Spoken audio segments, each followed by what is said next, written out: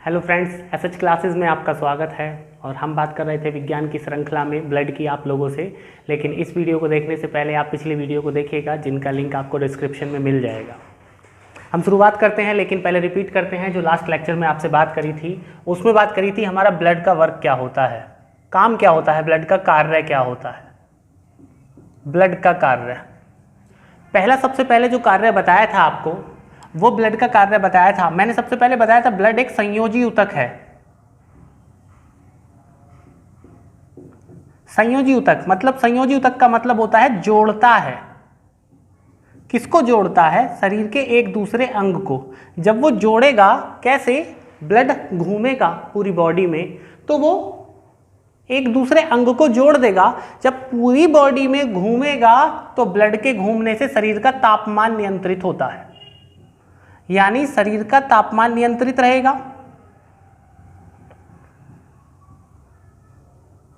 नियंत्रित रहेगा।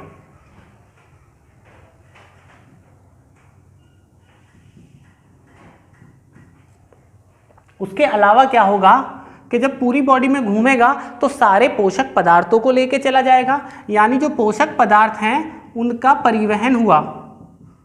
पोषक पदार्थों का परिवहन हो गया। अब कोशिकाओं तक हो गया, लेकिन कोशिकाओं में कुछ उत्सर्जी पदार्थ भी हुए ना, जो वहां पर कोशिका में क्रिया हुई थी, ऊर्जा बना दी थी। ऊर्जा बनाने के बाद में जो हमने बताया था कि C6H12O6 है प्लस ऑक्सीजन ले ली इज इक्वल टू में सबसे पहले तो जल बना, फिर कार्बन डाइऑक्साइड बनी, देन एनर्जी बनी। ये नाक से बाहर चला जाता है, ये मूत्र मार्ग से बाहर चला जाता है, मानव मूत्र के द्वारा और पसीने के द्वारा। लेकिन मैंने आपसे लास्ट वीडियो में एक बात पूछी थी कि जो मानव मूत्र होता है उसका रंग कैसा होता है? उसका पीला रंग होता है। लेकिन पीला रंग होता क्यों है? तो मानव मूत्र का जो पीला रंग होता है वो यूरोक्रोम के कारण होता है। यूरोक्रोम के कारण। कमेंट में बिलीरुबिन और बिलीवर्डिन आया है, वो आंसर गलत हो जाएगा। यूरोक्रोम के कारण होता है, बट यूरोक्रोम क्या होता है? वो कहीं ना कहीं बिलीरुबिन और बिलीवर्डिन से संबंधित है, यानी पीलिया से संबंधित है। कैसे है इसकी बात हम पाचन पे करेंगे। यूरोक्रोम तक छोड़ देते हैं आज तक। कैसे है यूरोक्रोम से पीला, उसकी बातें आगे करेंगे। खैर वापस आ जाते हैं। भाई पोषक पदार्थों का परिवहन हो गया, उत्सर्जी पदार्थों का परिवहन हो गया, बॉडी के ताप को नियंत्रित हो गया, शरीर के अंगों को एक दूसरे से जोड़ना हो गया। और जब शरीर में ऐसे ब्लड घूमेगा तो हमारे शरीर के जो घाव होते हैं, जो चोट फेंट लग जाती है, वो घाव भर जाते हैं। तो ब्लड का एक कार्य घावों को भरना भी हो गया। एक औपचारिक सी और बात है थोड़ी सी, कि हमारा रक्त में दाब होता है, ब्लड प्रेशर के नाम से जानते हैं, या बीपी आम भाषा में हम लोग बोलते हैं। रक्त दाब या फिर ब्लड प्रेशर भाई दो प्रकार से होता है। हमारे दिल यानी हृदय यानी हार्ट, उसके फैलने और सिकुड़ने से हमारी जो ये धमनी और सिराएं होती हैं, खास तौर से सिराएं मान के चलिए आप, इन पर एक दबाव पड़ता है। धमनी और सिराओं पर ब्लड इसमें जाने पर और ब्लड के खींचे जाने पर एक दबाव पड़ता है, जिस आधार पर ब्लड के दाब को दो भागों में बांटा गया है। जब हमारा हृदय सिकुड़ता है, यानी सिस्टोल होता है, सिकुड़ता है, दबता है, तो उस दौरान जो हमारा रक्त का दाब होता है वो लगभग 120-130 के आसपास होता है। 120 से आप 130 तक मान सकते हैं, या थोड़ा बहुत बढ़ भी जाता है। और जब हमारा हृदय फैलता है, डायस्टोल होता है हमारा दिल, तो ब्लड को खींचा जाता है। उस दौरान का जो हमारा ब्लड प्रेशर होता है वो 70 से 80 तक होता है। mmHg माना जाता है। mmHg, Hg का मतलब यहां पर पारा है और mm मिलीमीटर होता है। ये सिकुड़ने पर सिस्टोलिक और ये डायस्टोलिक फैलने पर हमारे रक्त का दाब। लेकिन फिर भी एग्जामिनर पूछते हैं भाई स्वस्थ मनुष्य के रक्त में कितना दाब होता है, या शरीर में रक्त दाब कितना होता है, तो हम मान लेते हैं भाई 120-80। ऊपर वाला नीचे वाला अलग अलग आम भाषा में नाम थे। रक्त दाब को सबसे पहले जो नापा वो स्टीफन हेल्स ने नापा। स्टीफन हेल्स वही नापने का एक मशीन बना दी। आप लोगों ने देखा होगा डॉक्टर बाजू पे लपेटता है, एक बॉल सी को ऐसे प्रेस करता है और उसमें मर्क्यूरी पारा उसके पैमाने में ऊपर चढ़ता है, उसको बोलते हैं स्फिग्मेनोमीटर। स्फिग्नोमेनोमीटर या स्फिग्मेनोमीटर भी हम बोल देते हैं सीधा।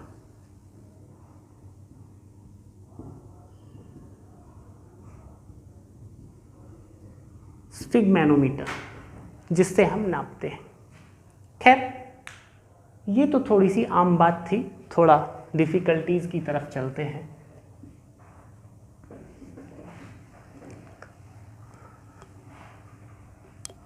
रक्त के बारे में हमने प्लाज्मा पढ़ लिया, प्लाज्मा के बाद हमने आरबीसी, डब्ल्यूबीसी, प्लेट, इन तीनों को खत्म कर लिया है। इसके बाद कहानी बड़ी आगे और बहुत ही इंटरेस्टिंग टॉपिक है और एक ना एक सवाल एग्जाम में पूछ ही लिया जाता है, चाहे एग्जाम छोटा हो या बड़ा हो, किसी भी एग्जाम में पूछ लिया जाता है। ब्लड ग्रुप की बात करते हैं, यानी रक्त समूह की।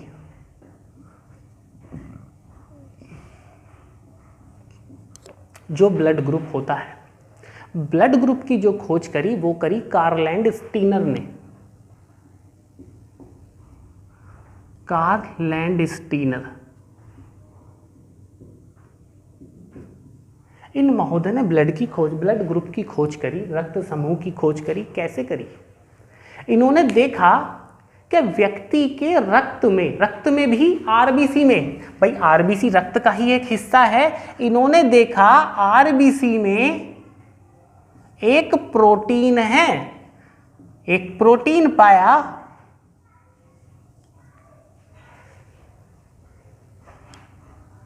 ग्लाइकोप्रोटीन, नाम रखा इसका। इन्होंने देखा कि व्यक्ति की आरबीसी में एक प्रोटीन है ग्लाइकोप्रोटीन। अब इस ग्लाइकोप्रोटीन, इसको हम एंटीजन के नाम से जानते हैं।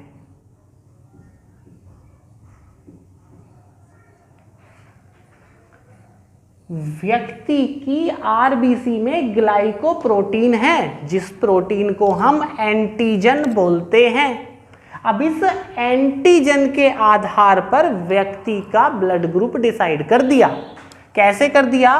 कि अगर उसकी आरबीसी में भाई ग्लाइकोप्रोटीन है जिसको हम एंटीजन के नाम से जानते हैं, और ये जो एंटीजन है इसके दो प्रकार हैं, एंटीजन ए, एंटीजन बी, और इन ए बी के आधार पर ब्लड ग्रुप डिसाइड कर दिया, रक्त समूह डिसाइड कर दिया। कैसे? उसने कहा कि भाई कोई व्यक्ति ऐसा है जिसके ब्लड की जो आरबीसी है उसमें ग्लाइकोप्रोटीन का ए प्रकार का एंटीजन है। उसने बोला कि उसके ग्लाइकोप्रोटीन यानी जो एंटीजन है उसमें ए प्रकार है। अगर व्यक्ति का एंटीजन ए होगा, मान के चलिए भाई एंटीजन ए है, तो अगर एंटीजन ए है तो उसका ब्लड ग्रुप भी ए होगा, ए माना गया। या फिर एंटीजन बी होगा, देन ब्लड ग्रुप भी बी होगा। हो सकता है कि भाई दोनों के दोनों एंटीजन हो जाए तो ब्लड ग्रुप भी उसका ए बी मान लिया गया। लेकिन ऐसा भी तो हो सकता है कि दोनों में से कोई ना हो। ये पहली कंडीशन थी कि अगर एंटीजन ए हो, ये दूसरी कंडीशन थी एंटीजन बी हो, ये तीसरी कंडीशन है कि एंटीजन दोनों हो। कार्ल लैंडस्टीनर ने देखा कि ब्लड में ग्लाइकोप्रोटीन है जिसको हम एंटीजन के नाम से जानते हैं, और ये एंटीजन दो प्रकार का है, ए प्रकार का और बी प्रकार का। उसने देखा कि ब्लड में अगर एंटीजन ए है तो ब्लड ग्रुप ए माना, एंटीजन बी है तो ब्लड ग्रुप बी माना, एंटीजन दोनों हैं तो ब्लड ग्रुप ए बी माना। लेकिन एक ऐसा व्यक्ति भी तो है चौथा जिसके ब्लड में कोई सा भी प्रोटीन है ही नहीं। जब ऐसी स्थिति पाई जाएगी तो उस व्यक्ति के ब्लड को हमने ओ ग्रुप में रख दिया। अगर व्यक्ति के ब्लड में दोनों में से किसी प्रकार का एंटीजन नहीं है तो उसको O में रख दिया, और जब O में रख दिया तो ब्लड ग्रुप भी O माना गया। जब कोई भी एंटीजन नहीं है यानी खाली है, यहाँ पर एंटीजन नहीं है तो ब्लड ग्रुप O माना गया। कहानी को आगे बढ़ाई और देखा गया कि अगर व्यक्ति के ब्लड में यानी आरबीसी में किसी वर्ग का एंटीजन नहीं है तो उस व्यक्ति के प्लाज्मा में, देखा कि अगर किसी वर्ग का एंटीजन व्यक्ति की आरबीसी में नहीं है तो उसके प्लाज्मा में अपोजिट दूसरे वर्ग की एक अलग प्रोटीन मौजूद है।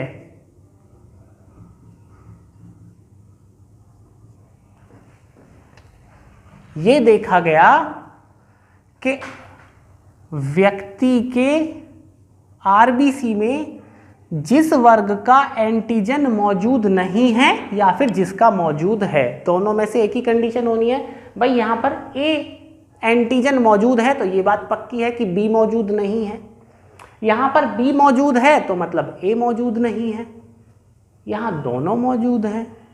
कहानी को अलग बदला गया कि व्यक्ति की आरबीसी में जिस वर्ग का भी एंटीजन अनुपस्थित है उस व्यक्ति के प्लाज्मा में उसी वर्ग का दूसरा प्रोटीन होगा जिसको एंटीबॉडी बोलते हैं। एंटीबॉडी बोलते हैं। अगर आरबीसी में किसी वर्ग का एंटीजन उपस्थित नहीं है तो जो उपस्थित नहीं है उसी वर्ग का दूसरा प्रोटीन उसके प्लाज्मा में होगा जिसको एंटीबॉडी बोलते हैं। मान के चलो भाई यहां पर अगर देखा जाए तो इसमें बी वाला अनुपस्थित है। यहां पर भाई एंटीजन ए है लेकिन एंटीजन बी नहीं है, और जब एंटीजन बी यहां पर मौजूद नहीं है तो इसके प्लाज्मा में एंटीबॉडी होगी स्मॉल बी, क्योंकि जब यहां पर कैपिटल बी आरबीसी में नहीं है तो उसके प्लाज्मा में कैपिटल बी की दूसरा प्रोटीन होगा स्मॉल बी। उसी प्रकार यहां पर बी है यानी ए अनुपस्थित है, और जब ए नहीं है तो इसके प्लाज्मा में दूसरा प्रोटीन होगा स्मॉल ए। यहां पर आरबीसी में ए और बी दोनों हैं तो इस कंडीशन में कुछ नहीं होगा, खाली होगा, खाली। यहां पर देखा गया ब्लड ग्रुप ओ कहां पाया, जिसमें कोई एंटीजन नहीं है वहां पर ब्लड ग्रुप ओ पाया, और जब दोनों में से कोई एंटीजन है ही नहीं तो इसके प्लाज्मा में दोनों एंटीबॉडी होंगी। दोनों ऐसा रखा क्यों प्रकृति ने? इसके पीछे की वजह क्या है? कभी भी ये वाला एंटीजन अपने ग्रुप के दूसरे प्रोटीन के साथ नहीं रह सकता। वजह क्या है? क्योंकि इनका आकार आप कुछ इस प्रकार से मान के चलिए।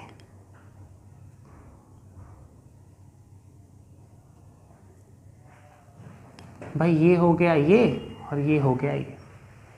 जैसे ही दोनों एक ग्रुप के होंगे ये वाला पोर्शन इसमें घुस जाएगा, यानी दोनों चिपक जाएंगे, आपस में मिल जाएंगे बिल्कुल, और ये दोनों मिलके एक अटूट बंधन बना लेंगे जो आपस में मिलके रक्त खत्म हो जाएगा। पूरे ब्लड का रक्त खत्म हो जाएगा, रक्त रह ही नहीं पाएगा। इस कारण ये दोनों एक साथ नहीं रह सकते। भाई ये दोनों भी एक साथ नहीं रह सकते। यही कंडीशन यहाँ पे है, क्योंकि ये भी ऐसे ही हैं, ये भी घुस जाएंगे और रक्त का अभिश्लेषण हो जाएगा, खराब हो जाएगा रक्त। तो इस कारण देखा गया, मतलब इन्होंने पाया आरबीसी में एक प्रोटीन है जिसका नाम ग्लाइकोप्रोटीन है, जिसको एंटीजन बोलते हैं। और ये दो प्रकार का होता है, ए और बी, और इस ए बी के आधार पर व्यक्ति के ब्लड ग्रुप को 4 भागों में बांटा गया है। A blood group B, blood group A B और ब्लड ग्रुप ओ। जहां ब्लड ग्रुप ए होगा वहां एंटीजन ए होगा, बट उसके प्लाज्मा में एंटीबॉडी बी होगी। जहां ब्लड ग्रुप बी होगा वहां ब्लड ग्रुप बी होगा, लेकिन प्लाज्मा में एंटीबॉडी ए होगी। जहां ब्लड ग्रुप ए बी होगा वहां ब्लड ग्रुप ए बी ही होगा, बट प्लाज्मा में कोई एंटीबॉडी नहीं होगी। और जहां पर एंटीजन ही नहीं है आरबीसी में, वहां प्लाज्मा में दोनों एंटीबॉडी होंगी। एक समय निकल गया और एक निश्चित समय के बाद देखा गया कि जो ब्लड ग्रुप है वो केवल ए बी और ओ तक सीमित नहीं है। ब्लड ग्रुप एम, एन और एमएन भी पाया गया। ये 3 ब्लड ग्रुप हैं जो सबसे ज्यादा रेयर माने जाते हैं। लाखों लोगों में से किसी एक का, लाखों क्या करोड़ों में से किसी एक का होता है। और इन ब्लड ग्रुपों को पहली बार खोजा गया था मुंबई में, बॉम्बे नाम था जब उसको, इसलिए इनको बॉम्बे टाइप, बॉम्बे टाइप बोला जाता है। एम एन और M N, Bombay type blood group इनको बोला जाता है। यानी इन चारों के अलावा ये भी होते हैं बॉम्बे टाइप, क्योंकि इनको पहली बार बॉम्बे में खोजा गया था। मुझे याद नहीं है अभी कि खोजा कब गया था, मैं भूल गया हूँ थोड़ा सा डेट वेट का। इनको बॉम्बे टाइप ब्लड ग्रुप बोलते हैं। ये है ब्लड ग्रुप। अब इन ब्लड ग्रुपों के आधार पर भाई ब्लड दिया जाता है और ब्लड लिया जाता है। जब भी ब्लड की कमी हो जाती है तब ब्लड लिया और दिया जाता है। कैसे लिया दिया जाता है वो मैं आपको बता देता हूँ।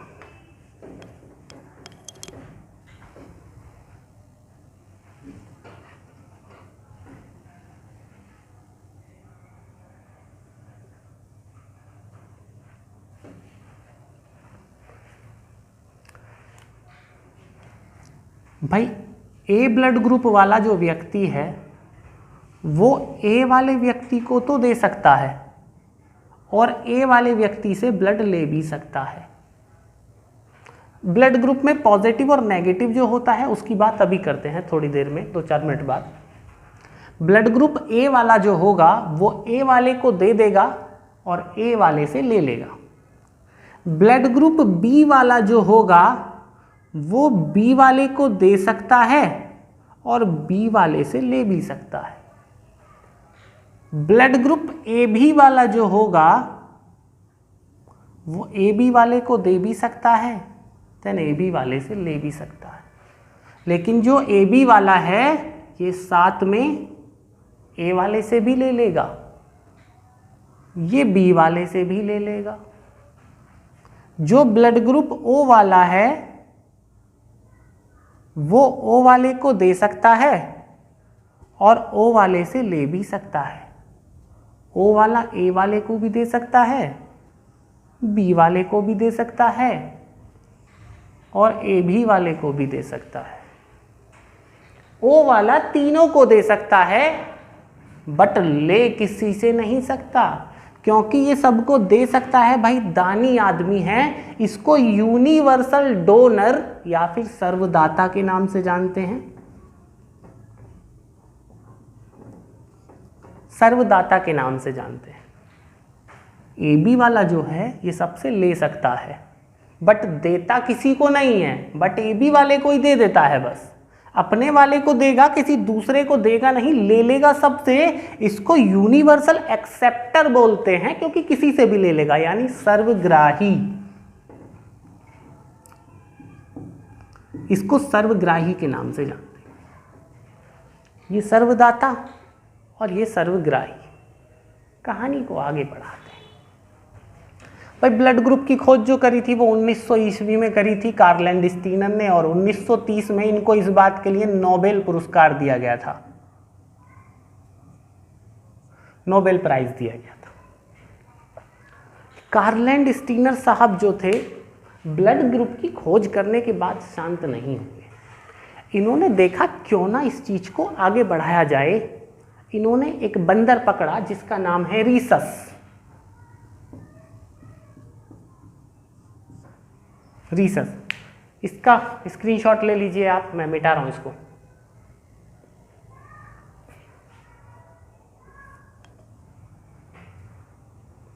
या इसे मिटा देता हूं।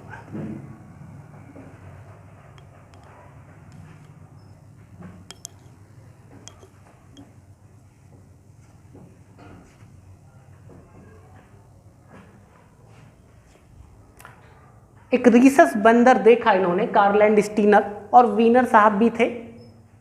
इन्होंने रीसस बंदर देखा और देखा इस बंदर के ब्लड में एक नया प्रोटीन पाया जिसका नाम था एंगुलिटिनोज प्रोटीन।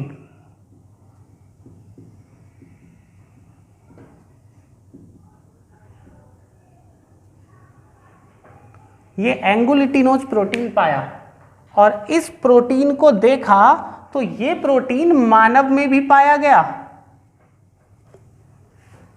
लेकिन सारे मानवों में नहीं पाया गया, कुछ में पाया गया और कुछ में नहीं पाया गया। इस एंगुलिटिनोज प्रोटीन के कारण हमारे यहां RH का मतलब रीसस से है, RH जो लिखते हैं वो रीसस से बोलते हैं। RH फैक्टर का सिद्धांत आ गया भाई।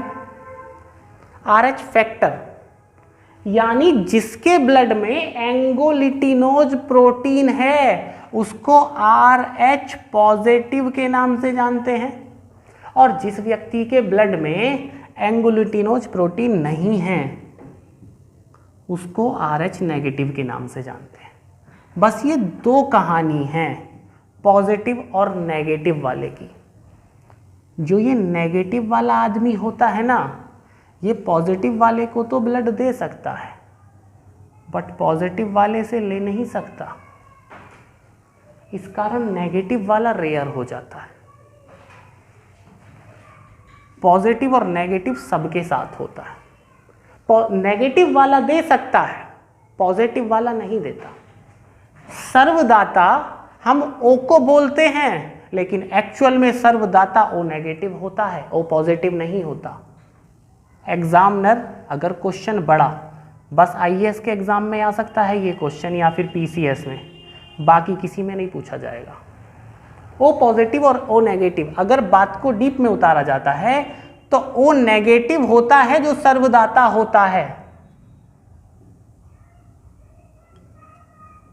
O पॉजिटिव वाला सर्वदाता नहीं माना जाता, क्योंकि O पॉजिटिव वाला O नेगेटिव वाले से ले तो सकता है बट O नेगेटिव वाले को दे नहीं सकता। अगर देता है तो पहली बार में कुछ नहीं होगा बट दूसरी बार में मृत्यु हो जाएगी O नेगेटिव वाले की। उसी प्रकार से यहां भी कहानी आती है AB वाले से। AB वाला लेगा, पॉजिटिव नेगेटिव का इतना नियम है कि पॉजिटिव वाला पॉजिटिव से लेगा या नेगेटिव से लेगा, बट नेगेटिव वाला तो नेगेटिव से ही लेगा। कहानी आगे बढ़ाते हैं। इस आधार पर, पॉजिटिव और नेगेटिव के आधार पर देखा गया कि भारत में बहुत रेयर ब्लड ग्रुप जो माना जाता है वो कौन सा माना जाता है। वैसे तो MN ब्लड ग्रुप माना ही जाता है भाई, MN या MN ब्लड ग्रुप बहुत रेयर हैं, बॉम्बे टाइप ब्लड ग्रुप। लेकिन रेयरिटी की कंडीशन में जो बहुत कम माने जाएं वो चारों ब्लड ग्रुप में AB और O में कौन सा माना जाएगा। तो भाई बहुत सारे लोग बोलते हैं अक्सर सुल्तान पिक्चर के बाद में कि O नेगेटिव रेयर होता है, बट गलत है ये बात। O नेगेटिव रेयर ना होके सबसे कम मात्रा में पाया जाता है AB negative. AB negative blood group मिलना बहुत मुश्किल की बात है, मतलब AB नेगेटिव बहुत रेयर लोगों में पाया जाता है। O नेगेटिव तो मिल जाता है बट AB नेगेटिव है ये बहुत कम चांसेस होते हैं, कुछ खास लोगों में ही मिलता है। वापस RH फैक्टर की बात करते हैं तो ये प्रोटीन जो पाया गया, एंगुलिटिनोज प्रोटीन पाया गया जिसमें वो RH पॉजिटिव और जिसमें नहीं पाया गया वो RH नेगेटिव। कई बार क्या होता है, महिलाएं बच्चे को जन्म देती हैं और बच्चा जो होता है वो जन्म के समय मर जाता है, या तो होते ही मर जाता है या मरा हुआ ही पैदा होता है। इस बीमारी को बोलते हैं एरिथ्रोब्लास्टोसिस फिटेलिस।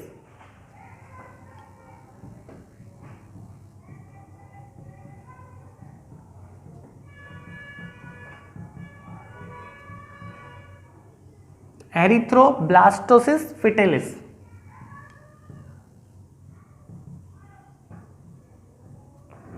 होती कैसे है? मान के चलिए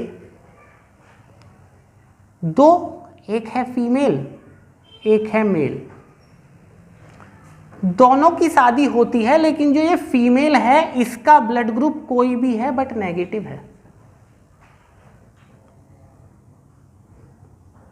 अगर फीमेल है इसका ब्लड ग्रुप चाहे कोई भी है, ए बी ओ कोई सा भी है बट नेगेटिव है, और जो मेल है इसका ब्लड ग्रुप कोई सा भी है बट पॉजिटिव है, तो इन लोगों की जीवन में मात्र एक ही संतान होगी, दूसरी नहीं। होती कैसे है? पहली बात, एरिथ्रोब्लास्टोसिस फिटेलिस केवल तब होगा जब माता नकारात्मक, माता नेगेटिव होगी। अगर पिता नेगेटिव है माता पॉजिटिव है तो कोई बीमारी नहीं है। पिता के नेगेटिव होने से कोई प्रॉब्लम नहीं है, पिता नेगेटिव माता नेगेटिव तो भी प्रॉब्लम नहीं। अगर माता नेगेटिव है और पिता नेगेटिव नहीं है तो ये बीमारी है। होता क्या है? मान के चलिए भाई इन दोनों की शादी हुई, शादी होने के बाद जब इनका पहला बच्चा होता है, भाई पिता था पॉजिटिव माता थी नेगेटिव। जब ये बायोलॉजिकल फादर मतलब बायोलॉजिकल मदर बनेंगी तो इसमें कंडीशन क्या होती है कि पिता का पॉजिटिव ब्लड ग्रुप जा रहा है, जो पॉजिटिव जीन है, क्योंकि भाई ब्लड है उसको जीन निर्धारित करते हैं। कैसे करते हैं वो आगे बात करेंगे। जो पिता का ब्लड जा रहा है, जो बच्चा माँ के पेट में पल रहा है उसमें पिता का ब्लड है, मतलब माता का पूरा ब्लड तो नेगेटिव है, लेकिन पिता का ब्लड जो माता के उसमें बच्चे में पल रहा है, माता के गर्भ में जो बच्चा पल रहा है वो पॉजिटिव है। तो बाहर वाला जो ब्लड होगा वो अंदर वाले उसको दुश्मन मान बैठेगा कि बाहर तो है नेगेटिव ब्लड ग्रुप और बच्चे में पॉजिटिव ब्लड ग्रुप, समस्या हो जाएगी भाई। तो बाहर वाला सोचेगा ये तो हमारा कोई दुश्मन आ गया, यानी WBC एक्टिव हो जाएगी और WBC बाहर से आई किसी भी चीज को मार देती है। अगर उसको लगता है कि ये हमारी नहीं है, मैंने आंख के बारे में भी बताया था भाई, कॉर्निया को इसलिए खत्म नहीं करती क्योंकि उसमें ब्लड नहीं होता, वरना वो भी खत्म हो जाता ऑपरेशन के बाद। बच्चा पल रहा है, अब उस बच्चे में खून है बाप का खून था पॉजिटिव, माँ का खून है नेगेटिव। जब पहला बच्चा जन्म ले लेगा वो स्वस्थ होगा, क्यों? क्योंकि माँ के शरीर में मात्र प्रतिरक्षा तंत्र बनकर तैयार हुआ है। अभी उस पर पूर्ण रूप से काम नहीं किया, लेकिन प्रतिरक्षा तंत्र बोलता है भैया एक ही बच्चा जन्म देंगे हम, दूसरा नहीं। जैसे भी वो महिला दूसरे बच्चे के लिए जन्म देने वाली होगी या दूसरा बच्चा उसके गर्भ में पलेगा तो उसका नेगेटिव ब्लड ग्रुप उस पर हमला कर देगा और उस बच्चे को पेट में ही मार देगा, या फिर बच्चा पैदा होगा और पैदा होते ही मर जाएगा। भविष्य में उनके जितने भी बच्चे होंगे या तो गर्भ में ख़त्म हो जाएंगे या पैदा होने के तुरंत बाद ख़त्म हो जाएंगे। उसके पीछे कारण माता का ब्लड ग्रुप नेगेटिव होना और पिता का ब्लड ग्रुप पॉजिटिव होना। इस बीमारी को एरिथ्रोब्लास्टोसिस फिटेलिस बोलते हैं। वास्तव में ये बीमारी नहीं है, ये तो प्रकृति की देन है भाई कि दोनों ब्लड ग्रुप आपस में मिल नहीं पा रहे हैं, तो ये बीमारी तो है नहीं। तो इस कंडीशन में यही चेक करा के शादी की जाए भाई, कि लड़की को चेक कराए कि अगर उसका नेगेटिव है तो उसकी शादी किसी ऐसे व्यक्ति से ही हो जिसका ब्लड ग्रुप नेगेटिव हो, अन्यथा एक ही बच्चा होगा उनके, दूसरा नहीं होगा। वैसे भारत की पॉपुलेशन ज़्यादा हो रही है, एक बच्चे में भी दिक्कत नहीं है। एरिथ्रोब्लास्टोसिस फिटेलिस, ये हमारे RH पॉजिटिव और नेगेटिव की बात आती है। उसके अलावा जो बात करते हैं वो रक्त की अनुवांशिकी पे बात करते हैं, यानी जेनेटिक क्या होता है रक्त का, अनुवांशिकी।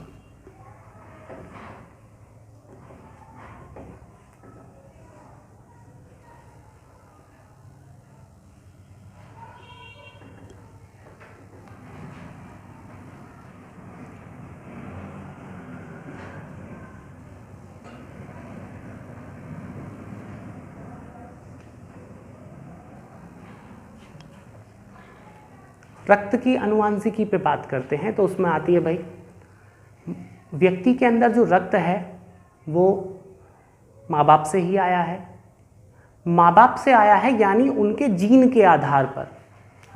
अगर किसी भी व्यक्ति का ब्लड है, उसके ब्लड का जो भी ग्रुप है वो जीन के आधार पर है।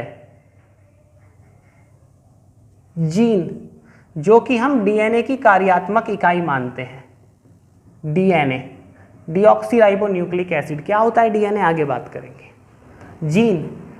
जीन डिसाइड करता है कि हमारा ब्लड कैसा होगा और हम कैसे होंगे, यानी हमारा ब्लड ए होगा, बी होगा या ए बी होगा या ओ होगा, किस टाइप का ब्लड ग्रुप होगा वो जीन डिसाइड करता है।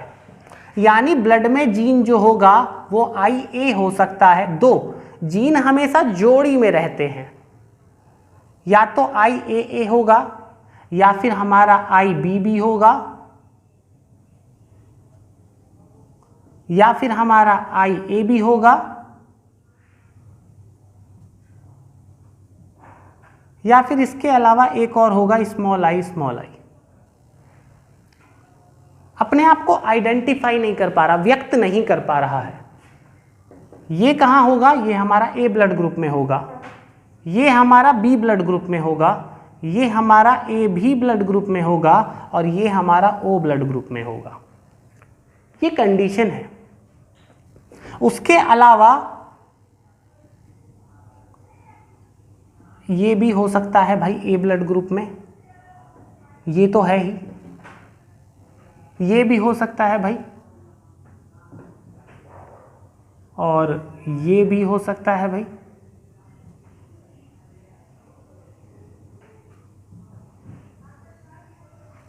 इस तरीके से भी हो सकता है।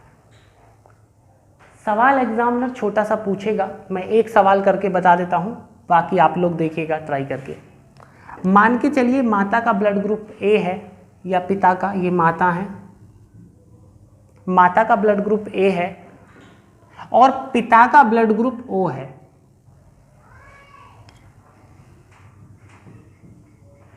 पिता का ब्लड ग्रुप O है, तो इनकी जो संतान होगी उसका ब्लड ग्रुप क्या होगा। भाई A के लिए जो जिम्मेदार है वो IA जिम्मेदार है,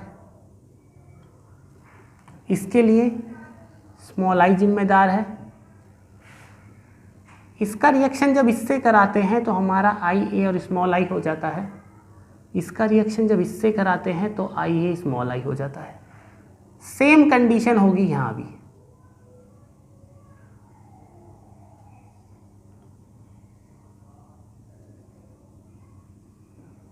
मतलब इसके लिए भी A, इसका भी A होगा और इसका भी A। इन दोनों ब्लड ग्रुप वालों की अगर शादी होती है तो इनकी जितनी भी संतान होंगी सबका ब्लड ग्रुप A होगा। सवाल थोड़ा आसान हो गया, मैं एक और कर देता हूँ थोड़ा कठिन सा। मान के चलिए भाई माता का A ब्लड ग्रुप है और पिता का B ब्लड ग्रुप है। माता का A और पिता का B, तो कहानी वही होगी हमारी।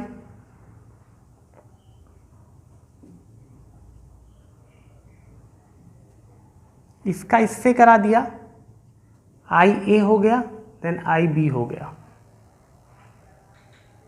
इसका इससे करा दिया तो भी हमारा, इसका इससे करा दिया तो हमारा सेम होगा और इसका इससे करा दिया तो भी सेम होगा। यहाँ भी यही होगा, यानी सबका A भी बन रहा है।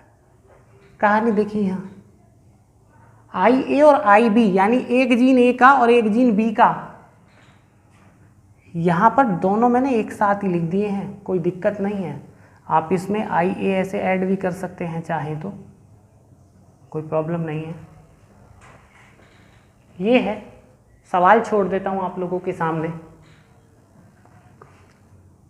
करके देखिएगा। पहला सवाल है कि अगर माता का ब्लड ग्रुप O है और पिता का A है तो संतान का क्या होगा। इनकी जो संतान होंगी वो कौन कौन से ब्लड ग्रुप वाली होंगी।